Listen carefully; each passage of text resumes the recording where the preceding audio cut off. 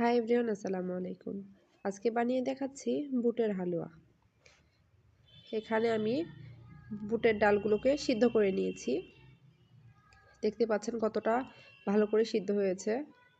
এখন এগুলোকে আমি ব্লেন্ড করে নিচ্ছি।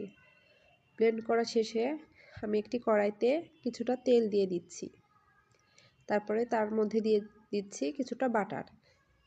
বাটারটা গলে আসলে এখন ব্লেন্ড করা বুটের ডালগুলো আমি এখানে দিয়ে দিচ্ছি। কিছুক্ষণ নেড়ে নিচ্ছি। ডালগুলো অবশ্যই খেয়াল রাখতে হবে যাতে কড়াইয়ের নিচে না লেগে যায়। কড়াইয়ের নিচে লেগে গেলে বুটের হালুয়া খেতে ভালো লাগবে না। তারপর এখানে দিয়ে দিচ্ছি 2টা তেজপাতা, গরম মশলা। এখন তার সাথে দিচ্ছি কিছুটা চিনি।